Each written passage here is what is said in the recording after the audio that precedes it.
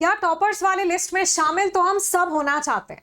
हम सब ये जानते हैं कि नीट जैसा एग्जाम जहां मैसिव कंपटीशन है, वहां पर AIR 1, 2, 3 जैसी रैंक सिक्योर करने वाले स्टूडेंट्स की फोटोग्राफ्स हर न्यूज़पेपर, हर चैनल पर दिखाई देती है। और उसको देखकर कहीं ना कहीं हर नीट एस्पिरेंट के दिल में यही एक ख्वाहिश जागती है कि यार काश एक दिन मैं भी इसी लिस्ट में शामिल हो पाऊं। वेल, सपने तो आपने देखे, पर क्या आपने कभी ये सोचने की कोशिश की कि यार उन टॉपर्स ने ऐसा किया क्या कि वो इस लिस्ट में शामिल हो पाए?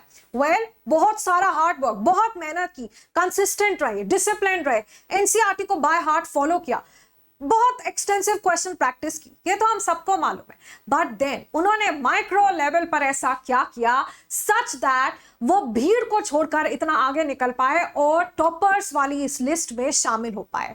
वेल देन गाइस, आज के इस वीडियो का ऑब्जेक्टिव यही है, यानी कि आज के इस वीडियो में आकांक्षा मैम आपके साथ टॉपर्स की वो 5 हैबिट शेयर करने वाली है। अगर उनको आप भी आज से अपने डेली रूटीन में, यस, अगर इन 5 हैबिट्स को आज से आप भी अपनी डेली रूटीन में शामिल कर लेते हैं तो आपको भी उस टॉपर्स वाली लिस्ट में शामिल होने से कोई नहीं रोक सकता है। But before we get started, make sure कि आपने इस वीडियो को दिया है बहुत सारा प्यार, सच दैट आपकी आकांक्षा मैम रहे सुपर मोटिवेटेड और आपके साथ ऐसा बहुत सारा कंटेंट शेयर करते रहे। So guys, the habit number 1 is enter into a flow state. आपको अगर मैं कहूं कि एक बार इमेजिन कर कर देखिए कि एक टॉपर है और वो अपने रूम में बैठकर पढ़ाई कर रहा है, यानी कि जब हम किसी टॉपर के बारे में सोचते हैं कि यार वो पढ़ाई कर रहा होगा, क्या ख्याल आता है, क्या इमेज बनती है हमारी उसके दिमाग में कि यार जब एक टॉपर पढ़ रहा होता है ना, वो इतना फोकस्ड, इतना कॉन्सेंट्रेटेड, इतना इंटरेस्टेड होता है अपनी पढ़ाई में कि आसपास क्या हो रहा है, कितना टाइम हो गया है पढ़ते पढ़ते, उसको कुछ पता नहीं चलता है। यानी कि पढ़ाई के दौरान आपको उस फ्लो स्टेट में होना चाहिए। साइकोलॉजिकली अगर हम फ्लो स्टेट को डिफाइन करते हैं तो it is the state when you are so involved, so interested in some activity that you completely tend to lose the track of time. आप कोई काम करने में इतने इंटरेस्टेड है, इतने फोकस्ड है, इतने डेडिकेटेड है कि समय कितना हो गया, आसपास क्या हो रहा है, आपको कुछ भी पता नहीं चल रहा है। तो नेक्स्ट टाइम जब आप पढ़ाई कर रहे हैं तो सोचकर देखिए कि क्या मैं वो लेवल ऑफ कंसंट्रेशन, वो लेवल ऑफ फोकस के साथ अपनी पढ़ाई कर रहा हूं। नंबर 2, अ डेली प्रोडक्टिव रूटीन। यार चीजों को रैंडमली नहीं किया जा सकता है, बहुत जरूरी है that you have your I on your goal and उसके लिए जरूरी होता है सही टारगेट सेट करना, उनको वन बाय वन फुलफिल करते चले जाना। आई मीन काफी स्टूडेंट्स मुझसे पूछते हैं कि आकांक्षा मैम, नीट अगर हमें क्रैक करना है तो दिन में कितने घंटे पढ़ाई करनी चाहिए? यार घंटों की कभी बात होती नहीं, time is not the most important parameter. आपको हमेशा ही टाइम बेस्ड टाइम टेबल की जगह target based time table prefer करना चाहिए। आपके पास डेली टारगेट्स के साथ साथ स्पेशली आपके पास ना पहले वीकली टारगेट्स होने चाहिए। आप वो जो आपके वीकली टारगेट्स हैं वो आपके अकॉर्डिंग कुछ भी हो सकते हैं, खुद को समझिए और अकॉर्डिंगली टारगेट सेट कीजिए। ये नहीं कि आप बहुत ऐसे टारगेट्स तो बड़े बड़े दे दिए फिर वो पूरे नहीं हो पा रहे, फिर एंड ऑफ द डे आप नेगेटिव फील करते हैं, डीमोटिवेटेड या बहुत ज्यादा ओवरवेल्म्ड फील करते हैं। जितनी आपकी कैपेसिटी है, जितना आप अच्छे से कर सकते हो, यार एक चीज कम कर लो, पर जितना आपने टारगेट लिस्ट में डाल दिया ना कि इस वीक में मुझे ये सब कुछ कवर करना है, उतना पूरी एफिशिएंसी, पूरा डेडिकेशन के साथ करो कि यार अगर यहां से मुझसे कुछ भी पूछ लिया जाए ना, वो मैं ठीक ही कर आऊंगा।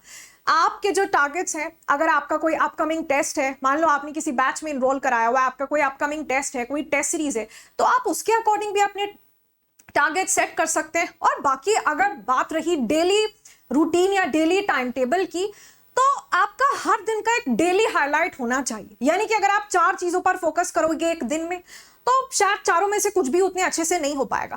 पर अगर मैंने सोच लिया है कि यार आज जो है ना मेरे को केमिकल बॉन्डिंग बहुत अच्छे से करना है, तो आज का मेरा डेली हाईलाइट क्या है? आज का मेरा डे हाईलाइट है केमिकल बॉन्डिंग। यानी कि मेरा 80% ऑफ टाइम जो है सिर्फ और सिर्फ इसी पर्टिकुलर चीज को मिल रहा होगा और तभी मैं वहां से एफिशिएंटली उस पर्टिकुलर टॉपिक, उस पर्टिकुलर चैप्टर को कवर कर पाऊंगी कि यार यहां से मुझसे कुछ भी पूछ लो ठीक ही होगा। हैबिट नंबर 3 जो कि बेहद इंपॉर्टेंट है, and that is to learn from your mistakes. यार देखो, कोई भी परफेक्ट नहीं होता है ना, सबका कुछ ना कुछ वीक है और कुछ ना कुछ स्ट्रेंथ सबकी है। यानी कि हो सकता है कि आपका फिजिकल केमिस्ट्री बहुत अच्छा है बट ऑर्गेनिक केमिस्ट्री आपको नहीं आता। लेट्स से आपको केमिस्ट्री बहुत अच्छे से आती है बट फिजिक्स में आप मार्क्स नहीं लेकर आ पा रहे हैं ना। हर किसी का कोई ना कोई सेट ऑफ स्ट्रेंथ और कोई ना कोई सेट ऑफ वीकनेसेस होंगे ही होंगे, बट जरूरी क्या है, सबसे पहले अपनी वीकनेस, अपने प्रॉब्लम्स को आइडेंटिफाई करना, धीरे धीरे उनको एलिमिनेट करना, और जो आपके वीकनेस है एग्जाम आने तक उनको अपने स्ट्रेंथ में ट्रांसफॉर्म करना, है ना।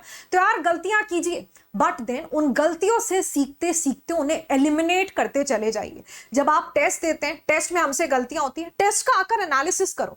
यार मैं तो कहती हूं कि टेस्ट देने का कोई फायदा ही नहीं है, कोई पॉइंट नहीं है जब तक आप टेस्ट का एनालिसिस नहीं करते हैं। कमेंट सेक्शन में सब बच्चे मुझे बताएंगे कितने ऐसे स्टूडेंट्स हैं जो वाकई टेस्ट का एनालिसिस करते हैं। बेटा अगर आप अपने टेस्ट का एनालिसिस नहीं कर रहे हैं तो आप कभी भी वो प्रोग्रेसिव इंप्रूवमेंट अपने मार्क्स में नहीं देख पाएंगे, ठीक है। तो आपने टेस्ट दिया, गलती हुई मुझसे, है ना। अब मेरे को एक नोटबुक लेनी है, उस नोटबुक में लिखना है कि टेस्ट का में कौन कौन से चैप्टर्स आए थे, कौन से क्वेश्चन में गलती हुई, क्यों गलती हुई, आप भूल गए, रिवीजन प्रॉपरली नहीं था, मेरी कैलकुलेशन एरर थी, मुझे कैलकुलेशन ज्यादा करनी चाहिए, लॉग एंटी लॉग जैसी प्रॉब्लम हो गई, कोई मैथमेटिकल टूल था मेरे को यूज नहीं करना आता, या फिर लेटस से मुझे कहीं ऑलरेडी डाउट था और वहीं से जो है क्वेश्चन आ गया, मैं इसको छोड़कर गया था, क्वेश्चन आ गया।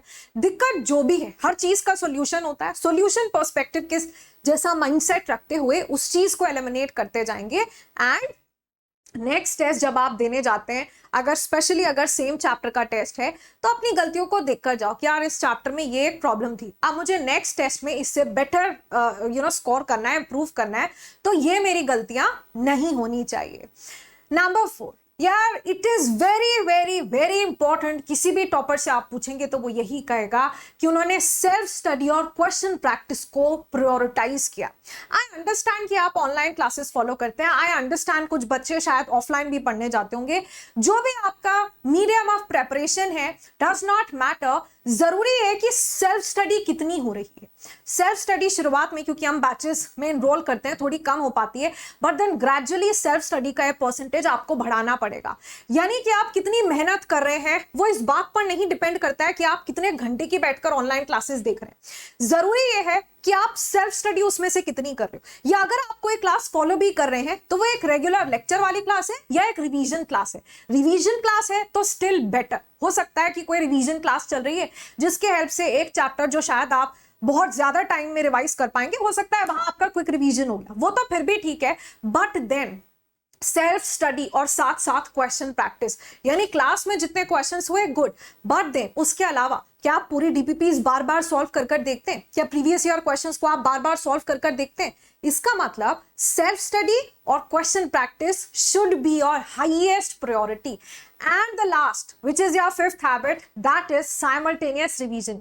यार सिलेक्शन उसी बच्चे का होगा जिसने 4 से 5 बार अपने सिलेबस को कंप्लीट किया होगा, और मैं कितनी बार आपको बता चुकी हूं कि रिवीजन एक एंड प्रोसेस नहीं, एक साइमल्टेनियस प्रोसेस होता है, साथ साथ हमें रिवीजन करते चले जाना है। उसके लिए इसी चैनल पर आपको मेरा एक डिटेल्ड वीडियो मिल जाएगा जिसमें मैंने बताया कैसे आप साथ साथ रिवीजन कर सकते हैं, which is our block wise revision strategy। आप कहेंगे तो मैं उसका जो है लिंक कमेंट सेक्शन में भी पिन करा दूंगी, तो उसके हेल्प से आप वैसा ही रूटीन फॉलो कर सकते हैं रिवीजन के लिए।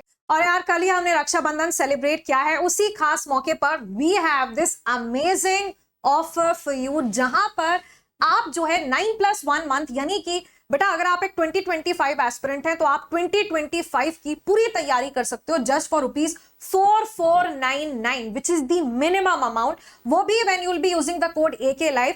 बेटा आप हमारा Phoenix pro reloaded batch join करेंगे जो कि लेटेस्ट लाइव बैच है, जिसमें कि फिजिक्स केमिस्ट्री बायोलॉजी तीनों सब्जेक्ट्स का मिलाकर आपका सिलेबस जनवरी तक फिनिश हो रहा होगा। उसके बाद पूरा क्रैश कोर्स भी आपको इसी में मिल जाएगा, इसी के साथ तुम्हें टेस्ट सीरीज मिल जाती है, यानी कि Unacademy all India test series का एक्सेस आपको इसके साथ मिलेगा।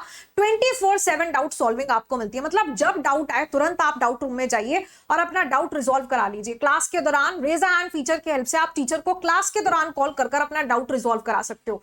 जब आप कोड यूज करते हैं AKA लाइव तो आपको मेरी मेंटोरशिप तो मिलती है, मेरे पर्सनल जूम सेशंस में आप पार्टिसिपेट कर सकते हो, प्लस मेरा सारा study material, mind map, reaction chart, formula sheet उन सभी स्टूडेंट्स को मिल जाते हैं जिन्होंने प्लेटफॉर्म को ज्वाइन किया होता है via the code AK live. अब आपको ध्यान रखना है कि जब आप प्लेटफॉर्म को ज्वाइन कर रहे हैं तो इसी कोड के साथ, क्योंकि जब you will be using the code AK live सिर्फ तभी आपको वो सारे बेनिफिट्स मिल पाते हैं, वो हर चीज का आपको जो है एक्सेस मिल पाता है, राइट। और लिंक आपको कहां मिलेगी बेटा, लिंक तुम्हें मिल जाएगी इन द कॉमेंट सेक्शन।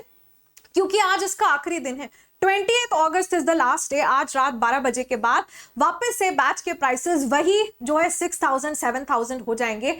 बहुत अच्छा मौका आपके पास है। आप हमारी फेवरेट टीम जो आपकी है टीम टाइटन्स, उसके साथ जुड़ सकते हैं और पूरा अपना फिजिक्स केमिस्ट्री बायोलॉजी का सिलेबस कंप्लीट कर सकते हैं जब आप ये फीनिक्स प्रो बैच को ज्वाइन करते हैं। बेटा आपके पास मौका होता है to access the SRG which is the special rankers group, जिसमें आपको मेंटोरशिप मिलती है टॉप एजुकेटर्स की, past year NEET UG toppers की। तो यानी कि जब आप ऐसे गाइडेंस में होते हैं तो आपके सिलेक्शन के चांसेस और कई गुना बढ़ जाते हैं। I would want that you guys are making the most of this and comment section में आपको लिंक मिल जाएगी। बाकी जैसे हमने 5 टॉपर्स हैबिट को डिस्कस किया, मुझे आप बताएंगे कि आपका फेवरेट हैबिट इसमें से कौन सा था।